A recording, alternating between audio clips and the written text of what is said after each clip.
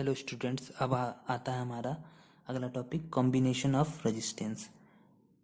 दो तरीके से हम कंबाइन कर सकते हैं रेजिस्टेंस को, एक सीरीज में और दूसरा पैरेलल में। आइए देखते हैं कैसे करते हैं सीरीज। पहला सीरीज कॉम्बिनेशन।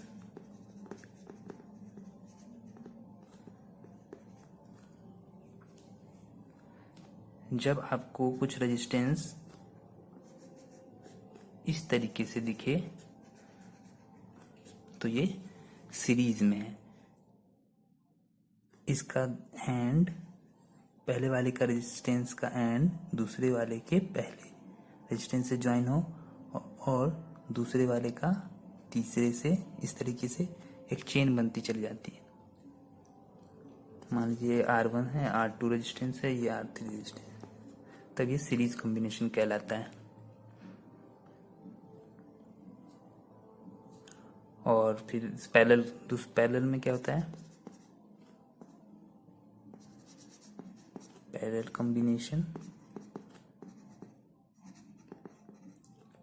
कॉम्बिनेशन में इस तरीके से आपको दिखेगा।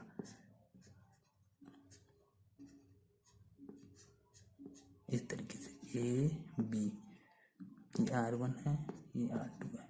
मतलब पहला रेजिस्टेंस जो R1 है उसका जो फर्स्ट एक साइड दूसरे वाले रेजिस्टेंस के पहले साइड से एक जगह मिलेगा और दूसरा भाग इसके दूसरे भाग से R2 के दूसरे भाग से एक जगह मिलेगा। सीरीज में जो वोल्टेज होगा ईच रेजिस्टेंस के वो डिफरेंट होगा। इसके अक्रॉस V1 मान लेते हैं, ये V2 होगा, ये V3 होगा। हर एक रेजिस्टेंस का अलग अलग वोल्टेज होगा, लेकिन करंट जो फ्लो करेगा I, वो यहाँ भी I है, यहाँ भी I गुजरेगा, यहाँ भी इसमें से भी I पास होगा, इसमें से भी I पास होगा, इधर से भी I आएगा। यानी सीरीज में हमारा करंट सेम रहता है, वोल्टेज डिफरेंट रहता है। ठीक, पैरेलल में देख लेते हैं। पैरेलल में हमारा वोल्टेज सेम रहेगा, यानी V इधर भी है, अगर R1 में V है तो R2 में भी V है वोल्टेज। लेकिन करंट जो I आ रहा था इधर से, इस पॉइंट से जब पास होगा तो ये I1 हो जाएगा, ये I2 हो जाएगा। यानी वोल्टेज हमारा सेम होगा पैरेलल में, लेकिन करंट डिफरेंट हो जाएगा। ये कॉन्सेप्ट हमारा न्यूमेरिकल सॉल्व करने में काम आएगा। तो ये हमारा सीरीज कॉम्बिनेशन और पैरेलल कॉम्बिनेशन ये क्लियर हो गया। ये मैं आपको नोट्स दिखा रहा हूँ ताकि आप नोट्स बना सके इस वीडियो को देख के। और लास्ट की जब इलेक्ट्रिसिटी ख़त्म होगा तो मैं आपको PDF प्रोवाइड कर दूंगा, स्कैन करके डाल दूंगा मैं।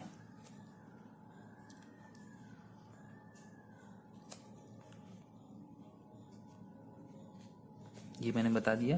R जो होगा सीरीज में R1 plus R2 plus R3 हो जाएगा। ये भी बता दिया सीरीज में पोटेंशियल डिफरेंट होता है लेकिन करंट सेम होता है। और वोल्टेज जो निकल के सम आएगा, इसका V1 है, इसका V2 है, जो सम होगा वो V1 plus V2 equal to V होगा, जितना हमने अप्लाई किया होगा voltage. Same current flow through the each resistance, same current pass करेगा। अब आते हैं resultant resistance of two resistance connected in series. इसमें 2 बोला है, 3 भी इसी पैटर्न पे बनता है, इसलिए मैंने सिर्फ 2 को दिखाया इसमें करके। आइए करते हैं।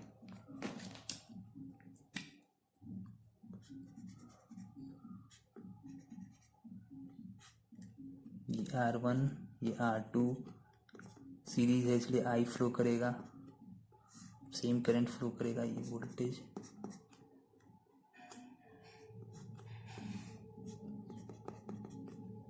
ये भी वोल्टेज लगा, ये I है, ये V1 है, ये V2 है इसके क्रॉस,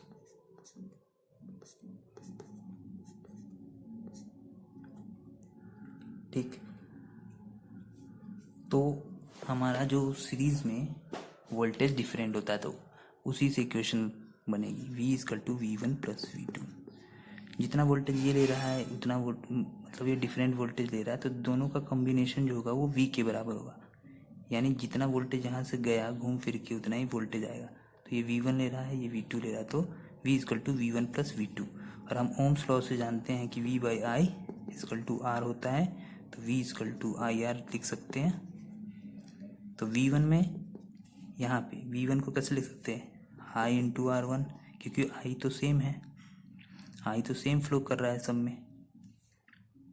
और V2 को लिख सकते हैं I इंटू R2, R1 के लिए R1, R2 के लिए R2। V1 इसके लिए वोल्टेज बताएगा इस रेजिस्टेंस के लिए, V2 इस रेजिस्टेंस के लिए।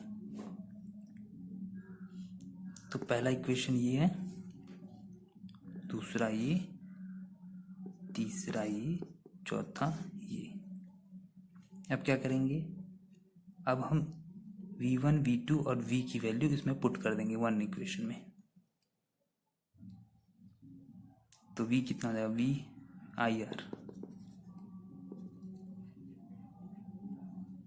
V1 IR1 यहाँ से, V2 IR2, I कॉमन ले लेंगे, I इधर भी कॉमन आ गया, तो ये R1 प्लस R2 हो गया।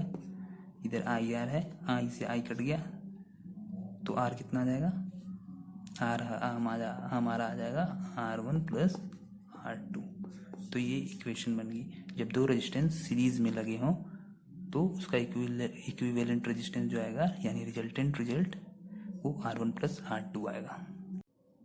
तो हमारा ये कॉम्बिनेशन खत्म हुआ टू रेजिस्टेंस के लिए। ऐसे थ्री रेजिस्टेंस के लिए कर लीजिएगा। यहाँ पे V की जगह हो जाएगा V1 plus V2 plus V3, तो यहाँ हो जाएगा R1 R2 R3, और बाकी प्रोसीजर सेम है।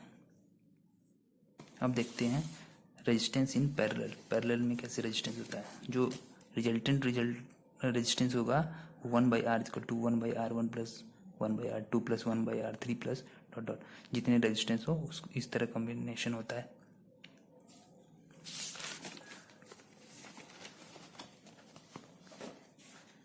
पोटेंशियल डिफरेंस ये मैं बता दिया था कि सेम रहेगा अक्रॉस ईच रेजिस्टेंस, मगर करंट जो पास होगा वो डिफरेंट पास होगा।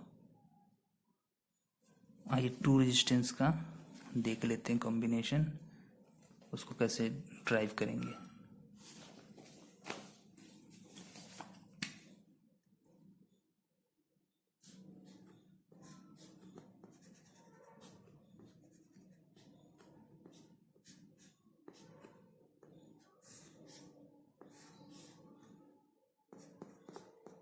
ये V हो गया, ये R1 है, ये R2 है, ये V है।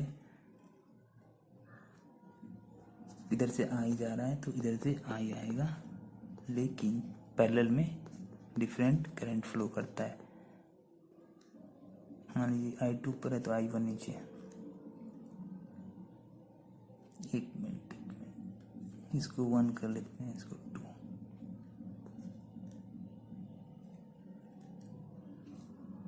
ये हमारा डायग्राम बन गया, सर्किट डायग्राम।